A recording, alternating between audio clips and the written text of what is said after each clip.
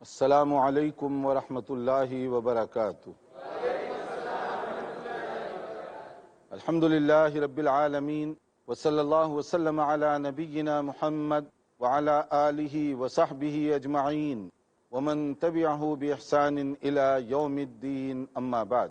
بلوغ المرام جو حدیث کی مشہور کتاب ہے، اس کا گزشتہ ہم نے قربانی سے متعلق جو چیپٹر ہے اس سلسلے میں مختلف باتیں بتائی تھیں، جس کا خلاصہ یہ ہے کہ قربانی ایک ایسی عبادت ہے جو اللہ تعالیٰ کو بہت زیادہ پسند ہے۔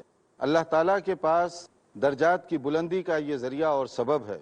ویسے تو ہر آدمی دنیا میں اپنے مقصد کے لیے قربانی دیتا ہے، مگر اگر کوئی دین کی سربلندی کے لیے، دعوت اسلامی کو پھیلانے کے لیے قربانی دے تو یہ انبیاء کرام کا طریقہ ہے، اس کی یہ ادا اللہ تعالیٰ کو بہت زیادہ پسند ہے۔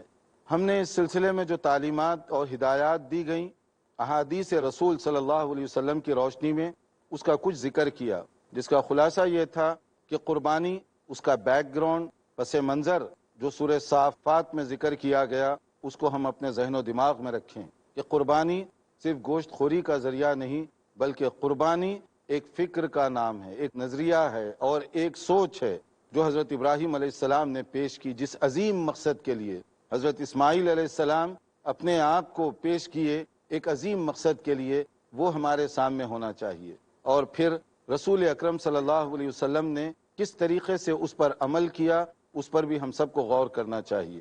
باقی قربانی کے سلسلے میں کچھ اشکالات لوگوں نے پیدا کرنے کی کوشش کی، کچھ شبہات پیدا کرنے کی کوشش کی۔ کچھ لوگ انہوں نے اس طرح کی تحریک چلائی کہ جیسے قربانی کے موقع پر جانوروں کے ساتھ ظلم اور زیادتی ہوتی ہے، لہٰذا اس پر پابندی لگا دی جائے۔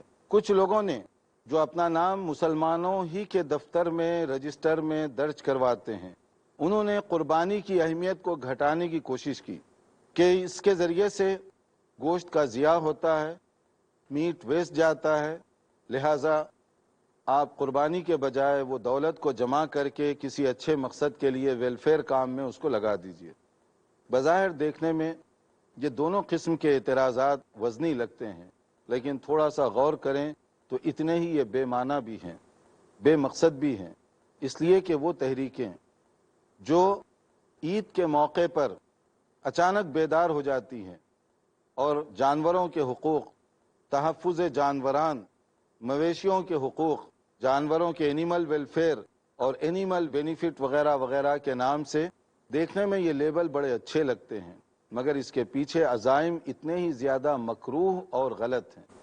اس کی وجہ یہ ہے کہ اگر وہ واقعی جانوروں کا تحفظ چاہتے ہیں اور اینیملز اور ان کے حقوق کو محفوظ کرنا چاہتے ہیں تو انہیں چاہیے کہ دنیا میں جو مختلف قسم کے زو بنے ہوئے ہیں، ہر شہر، بلکہ بعض جگہ ایک شہر میں کئی ہیں، ان کو پہلے ختم کر دیجیے، کیونکہ وہاں پر جو مختلف جانوروں کو باندھ کر رکھا گیا ہے، پنجروں میں مقید کر کے رکھا گیا ہے، ان کی آزادی کے خلاف ہے، ان کی نیچر کے خلاف ہے۔ آپ اپنی تفریح اور اپنے مشغلے کے لیے انہیں باندھے ہوئے ہیں، ان کو پہلے آزاد کروائیے۔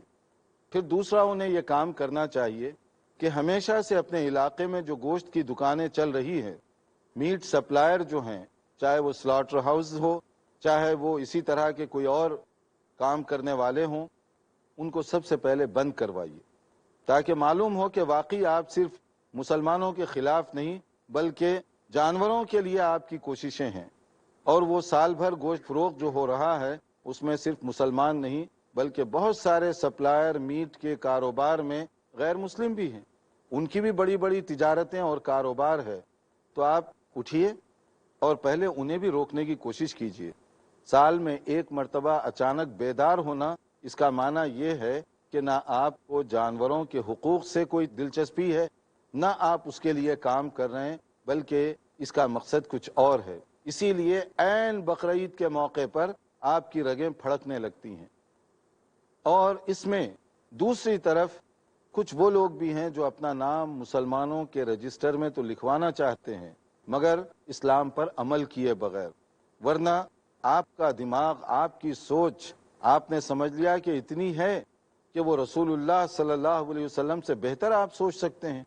اور اگر آدمی اس طرح کی سوچ والا ہو تو اس کا مقام کیا ہوگا، اس کا جواب خود آپ کو مل جائے گا، آپ خود ہی سوچ لیجئے۔ کہ رسول اللہ صلی اللہ علیہ وسلم جو وحی کی روشنی میں کسی چیز کا ذکر کرتے ہیں، وما ينطق عن الهوى ان هو الا وحی یوحى، وہی جو نازل ہوتی ہے اس کی روشنی میں آپ حکم دیا کرتے ہیں، وہی آتی ہے اللہ تعالیٰ کی طرف سے، اور آپ اللہ کی شریعت میں یہ کہہ رہے ہیں کہ یا اللہ تو نے یہ غلط قانون بنایا اور ہمارا دماغ اس سے زیادہ سوچ رہا ہے، یعنی خالق رب العالمین احکم الحاکمین اس سے زیادہ آپ سوچ رہے ہیں، فائدے اور نقصان کے بارے میں آپ کی عقل اس سے زیادہ کام کر رہی ہے کہ آپ گویا اللہ کو مشورہ دینا چاہتے ہیں کہ قربانی کے لیے جانوروں کو ذبح کرنے کے بجائے اس کی رقم اگر جمع کر کے خرچ کر دی جائے تو اس میں ثواب زیادہ ملنا چاہیے، تو گویا کہ آپ زیادہ جانتے ہیں حکمت کو، آپ زیادہ جانتے ہیں مصلحت کو، اور رسول اللہ صلی اللہ علیہ وسلم سے زیادہ آپ کو امت کا درد ہے، آپ کو امت کے مسائل کا احساس ہے۔ یہ باتیں دیکھنے میں چاہے جیسی ہی لگتی ہوں، یہ ان لوگوں کی باتیں ہیں جو دین کے نام پر دین کو ختم کرنا چاہتے ہیں، جو دین سے ایک طرف محبت کا اظہار کرتے ہیں مگر ان کے رگ و ریشے میں دین سے دشمنی بھری ہوئی ہے۔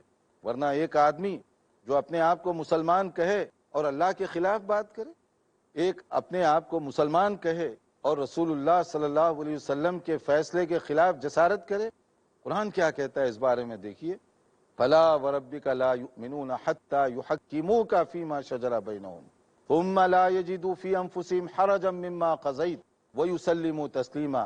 اللہ کی قسم اس وقت تک تم مسلمان نہیں ہو سکتے جب تک کہ تم اپنے اختلافات، آرگیومنٹ، تکرار یا ڈاؤٹس میں رسول اللہ صلی اللہ علیہ وسلم کو حکم اور فیصل نہ تسلیم کرو۔ نبی صلی اللہ علیہ وسلم کا حکم آ گیا، بند ہو گئی میری زبان آپ کی زبان، میرا آرگیومنٹ آپ کا آرگیومنٹ، میری تکرار آپ کی تکرار۔ جب نبی کا فرمان آ گیا، نبی کی سنت آ گئی، فل اسٹاپ۔ یہ دین اور مسلمان ہونے کی پہچان ہے، اور اگر کوئی یہ نہیں کرتا تو اس کا معنی ہے کہ وہ مسلمان نہیں ہو سکتا۔ لا یؤمنون، وہ مسلمان ہو ہی نہیں سکتا۔ نبی کا فرمان آئے اور آگے سے اف اینڈ بٹ، یہ اور وہ، لیکن اور اگر اور مگر میں آپ جو ہے الجھتے رہ جائیں گے تو یہ دین نہیں ہوگا۔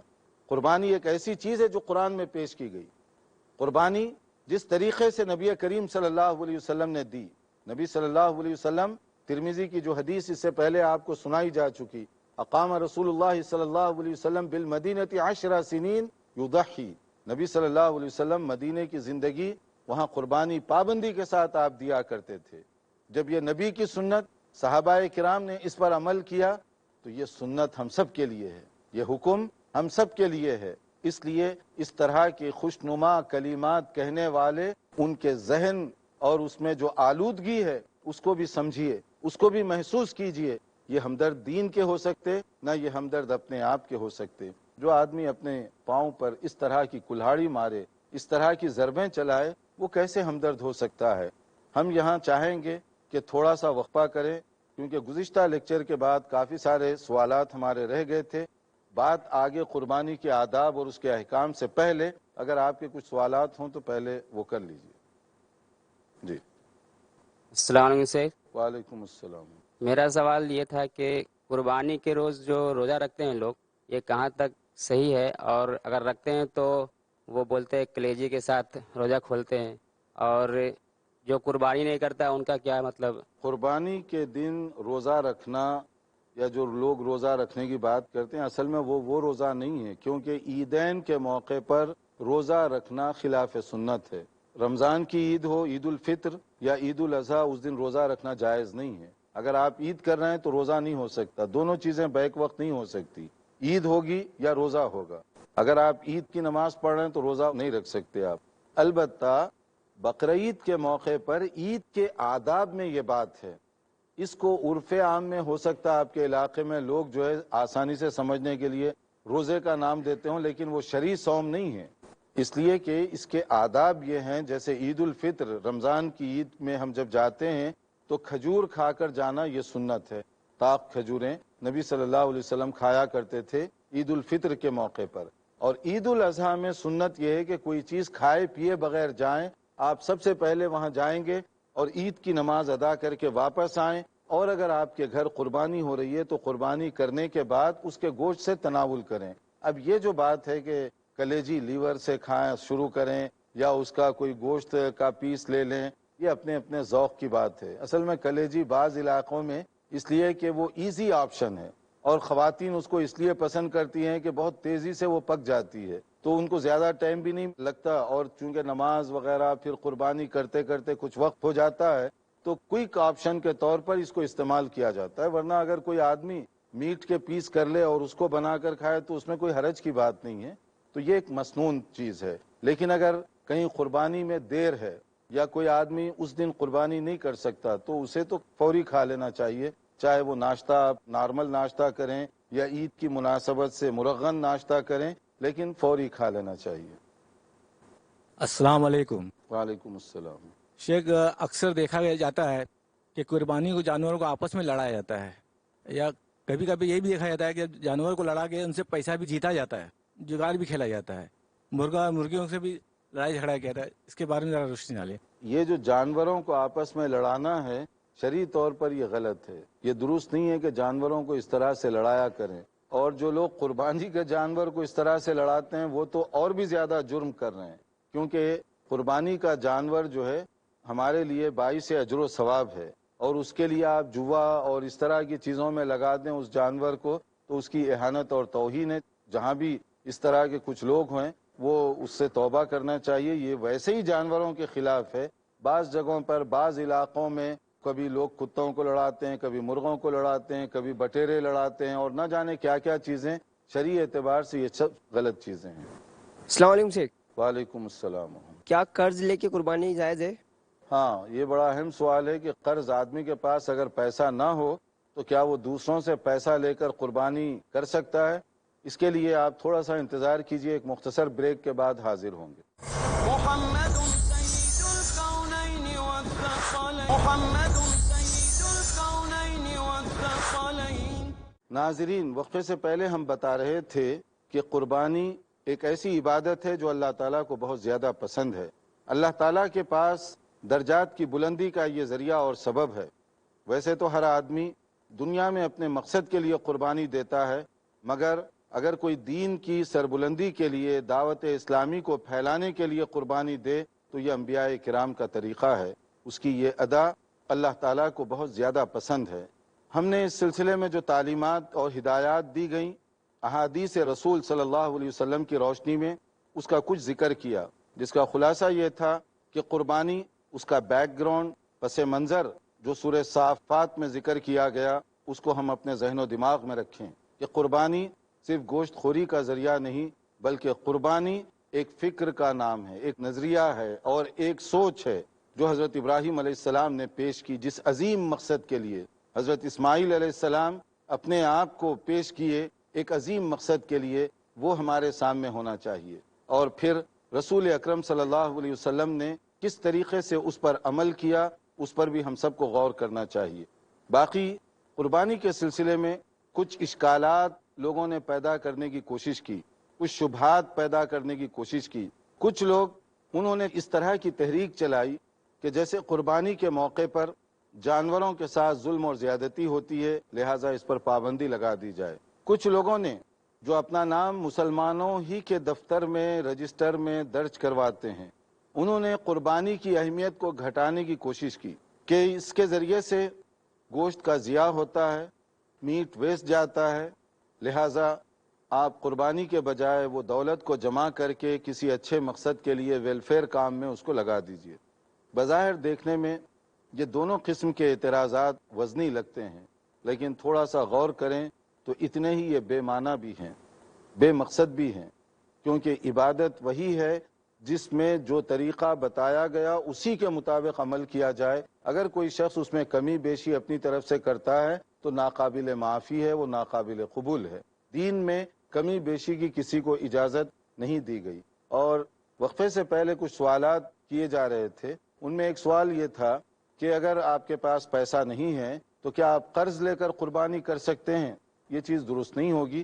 اگر آپ کے پاس طاقت نہیں ہے تو قربانی نہ کریں، کیونکہ قربانی ایسا فریضہ نہیں ہے کہ جس کو ہم فرض عین کہتے ہیں کہ ہر آدمی کو لازماً کرنا ہے۔ اگر آپ کو اللہ نے سہولت دی ہے تو آپ قربانی کریں، اور اگر کوئی آدمی ایسا ہے جس کے پاس گنجائش نہیں ہے تو چھوڑ دے، وہ نہ کرے قربانی۔ قرض لینا اور اپنے آپ کو مشکل میں ڈالنا یہ درست نہیں. البتہ کبھی ایسے ہو سکتا ہے، قرض کی مختلف شکلیں ہیں، کبھی ایسے ہو سکتا ہے کہ ایک آدمی کی ریگولر آمدنی ہے اور اتفاق سے قربانی کے موقع پر وہ پیمنٹ میں تاخیر ہو گئی. مثال کے طور پہ کبھی کہیں آپ کام کر رہے ہیں، ہو سکتا ہے کہ وہ چھٹیوں کا موقع تھا اور 2 دن پہلے آفس بند ہو گیا تو آپ کی پیمنٹ نہیں ہوئی، اور آپ کو معلوم ہے کہ 2 دن بعد جب آفس کھلے گی تو وہ پیسے آپ کو مل جائیں گے.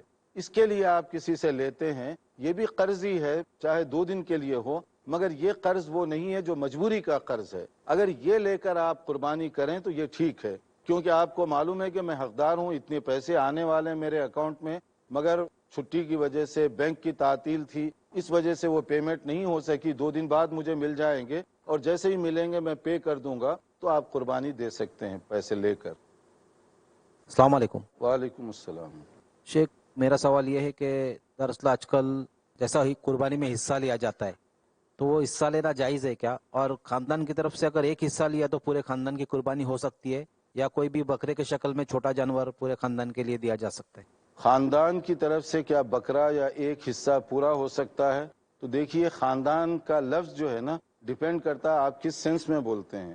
اصل میں آپ کے زیر پرورش جو ہیں، مثلا آپ کی بیوی ہے، آپ کے بچے ہیں، اور وہ بچوں میں بھی وہ جو ابھی چھوٹے ہوں، جن کی آپ پرورش کرتے ہوں، جو شادی شدہ ہوں، جن کی اپنی کمائی ہے، وہ نہیں ہے، ان کی طرف سے ایک قربانی کافی ہے. اس کو کہتے ہیں ایک گھرانہ، ایک گھرانے کی طرف سے. ورنہ سمجھ لیجئے کہ کسی کا دادا ہے مثلا، اور وہ دادا جان قربانی دے رہے ہیں، اب ان کا بیٹا، اس کی فیملی ہے، اس کی کمائی ہے، سب کچھ ہے، پوتا، اس کی بھی کمائی ہے، اس کی بھی شادی ہے، اس کی بھی سب کچھ ہے. اب آپ کہیں گے کہ سب کی طرف سے میں ایک ہی بکرا دوں گا تو یہ سلسلہ بہت دور تک جائے گا. تو اس لیے یہ خاندان ایک ہے، مگر دادا کے ذمے یہ ضروری نہیں ہے، خاص طور پر جب بیٹا، اس کی شادی ہو گئی، اس کی آمدنی الگ ہے، پوتا، اس کی بھی شادی ہو گئی، اس کی آمدنی الگ ہے، تو سب ایک ہی قربانی میں چلائیں، یہ نہیں ہے. بلکہ ایک آدمی اپنے جو ماتحت ہیں، جو اپنی زیر پرورش ہیں، ان کی طرف سے اگر وہ دے تو ٹھیک ہے. اور باقی رہا قربانی میں حصہ لینا، یعنی گائے میں 7 آدمی حصہ لے سکتے ہیں، اور اسی طرح بکرا دیں گے تو ایک فیملی کی طرف سے ہوگا. السلام علیکم. وعلیکم شیخ، السلام. میرا سوال یہ ہے کہ لوگ قربانی کرتے ہیں تو غیر مسلم کو دعوت دیتے ہیں اور گوشت ان کے گھر بھیجا، کیا یہ دینا جائز ہے؟ قربانی کا گوشت کیا غیر مسلم کو دیا جا سکتا ہے یا اس کو دعوت کھلائی جا سکتی ہے؟ بہت اچھا سوال ہے. بالکل کھلائی جا سکتی ہے، اور اس کو جو ہے شریک بھی کیا جا سکتا ہے اس موقع پر. بلکہ آپ جو ہے کوشش کریں کہ ان کو بھی بتائیں قربانی کا اصل میں کنسپٹ کیا ہے، کیوں ہم قربانی دیتے ہیں، تاکہ اس کے ذہن میں بھی آئے کہ قربانی ایسی نہیں ہے جیسے کوئی جا کر کسی مندر پر یا کسی اور جگہ پر کوئی جانور نظر و نیاز کے طور پر پیش کرتا ہے. بلکہ قربانی کیوں کی جاتی ہے، اگر اس کو سمجھائیں تو یہ ایک بہترین ذریعہ بھی ہوگا. اس سے پہلے کسی نے جانوروں کے بارے میں بھی بات کی تھی. تو دیکھیے، جانوروں کے بارے میں جو غلط فہمیاں پیدا کی گئیں، ایک تو ان کی اسلام دشمنی، لیکن دوسرا اس میں کچھ اپنے مسلمانوں کی بے اعتدالیاں بھی شامل ہیں. بے اعتدالی کیا ہے؟ کوئی بھی کام اگر آپ لمٹ اور کنٹرول کے بغیر کریں گے تو اس کا ریئیکشن بھی ہوگا. مثلا یہ ہے کہ جانور کو اسلامی طور پر لٹانے کے، ذبح کرنے کے کچھ آداب بتائے گئے. اب آپ گلی میں ٹھہرے ہوئے ہیں اور وہ غلط طریقے سے اس کو ذبح کریں یا غلط طریقے سے زمین پر ڈالیں، اس میں دیکھنے والے مسلمان بھی ہیں، غیر مسلم بھی ہیں، تو اس کی وجہ سے ایک ریئیکشن پیدا ہوگا، اور یہ ریئیکشن پیدا ہوا آپ کے غلط ایکشن کی وجہ سے، غلط عمل کی وجہ سے، گویا آپ اس کا سبب بنے. اس لیے جو مسلمان کرتے بھی ہیں قربانی، ان کو نارمل دنوں میں جو جانور ذبح کیا جاتا ہے اس سے زیادہ احتیاط کا مظاہرہ کرنا چاہیے، تاکہ وہ لوگ جو اسلام کے قریب آنا چاہتے ہیں، آپ کے عمل سے ان کو قریب لانے کا موقع ملے، نہ کہ ان کو دور بھگائیں آپ. السلام علیکم شیخ. وعلیکم السلام. شیخ، جو قربانی کا جانور رہتا ہے نا، اس کا کتنا حصہ گھر میں رکھ سکتے ہیں اور کتنا حصہ جو ہے غریبوں میں تقسیم کر سکتے ہیں؟ ہاں، قربانی کے جانور کا کتنا حصہ ہم گھر میں رکھیں اور کتنا تقسیم کریں، اس سلسلے میں جو صحیح بات ہے وہ یہ ہے کہ آپ کی گھریلو ضرورت پر یہ بات ڈیپینڈ کرتی ہے. وہ یہ ہے کہ آپ کے گھر میں افراد زیادہ ہیں، زیادہ حصہ رکھ لیں، اس کا ایک حصہ تقسیم کر دیں. اور اگر گھر میں افراد کم ہیں تو آپ کم حصہ گھر کے لیے رکھیں اور زیادہ حصہ تقسیم کر دیں. یہ ٹوٹلی ڈیپینڈ کرتا ہے آپ کی فیملی سائز کے اوپر. ورنہ شرع کوئی یہ حکم نہیں کہ اتنا ایسے کریں اتنا ایسے کریں. کم اور زیادہ یہ اپنے حالات کے اوپر ڈیپینڈ کرتا ہے۔ السلام علیکم شیخ۔ وعلیکم السلام۔ شیخ میرا سوال یہ ہے کہ ہم قربانی کتنے دن تک کر سکتے ہیں، 3 دن یا 4 دن تک؟ قربانی کتنے دن تک کر سکتے ہیں؟ سب سے بہتر ہے تو قربانی 10ویں ذی الحجہ ہی کو کریں، یہ سب سے افضل اور سب سے بہتر طریقہ ہے۔ لیکن اگر اس دن نہ کر سکے یا اس کا ٹائم، یہ جو ہے ایام تشریق کہتے ہیں 11، 12 اور 13 تاریخ، تو 11 کو بھی کر سکتے ہیں، 12 کو بھی، 13 کو بھی کر سکتے ہیں۔ تو اس طرح سے عید کو ملا کر 4 دن ہوں گے، اور بعض علماء نے کہا عید کو ملا کر صرف 3 دن آپ کریں 12 تاریخ تک، لیکن چونکہ احادیث میں زیادہ سپورٹ یہ اس رائے کی ہے کہ آپ عید کے علاوہ ایام تشریق میں بھی کر سکتے ہیں، تو یہی زیادہ وزنی رائے ہے۔ السلام علیکم۔ وعلیکم السلام۔ دیکھا گیا ہے کہ جب قربانی کی جاتی ہے تو جو گوشت ہے اس میں جو اچھی چیزیں ہوتی ہے تو وہ اپنے لیے رکھ لیتے ہیں، باقی دوسروں میں بانٹ دیتے ہیں، تو یہ کہاں تک صحیح ہے؟ دیکھیے نیکی کا طریقہ تو یہ ہے، لن تنالوا البر حتی تنفقوا مما تحبون، اچھی چیز اللہ کے راستے میں دیں گے زیادہ ثواب پائیں گے۔ یہ کیا بات ہوئی کہ ساری اچھی چیزیں خود رکھ لیں اور جو چیزیں بیکار ہیں وہ دوسروں کو تقسیم کر دیں؟ اس سے بہتر ہے کہ تھوڑا سا ایسے کر لیا کریں کہ مکس کر لیا کریں، کچھ چیزیں اپنے پاس رکھ لیں، کچھ دوسروں کو دے دیں۔ مثلا اگر آپ شوقین ہیں تو کلیجی خود رکھ لیں اور گردے دوسروں کو دے دیں، تاکہ اس کا بھی بھلا ہو اور آپ کا بھی بھلا ہو جائے۔ ہمارے کچھ اور سوالات ہیں اور اسی طرح اور بھی بہت ساری باتیں ہیں، لیکن ہمارا وقت چونکہ بہت لیمیٹڈ ہے اور یہاں پر ہمیں اپنے پروگرام کو روکنا پڑ رہا ہے۔ کوشش کریں گے آئندہ انشاءاللہ تعالی قربانی کے سلسلے میں احکام اور مسائل بیان کیے جائیں۔ انتظار کیجئے ہمارے اگلے پروگرام کا۔ والسلام علیکم ورحمۃ اللہ وبرکاتہ۔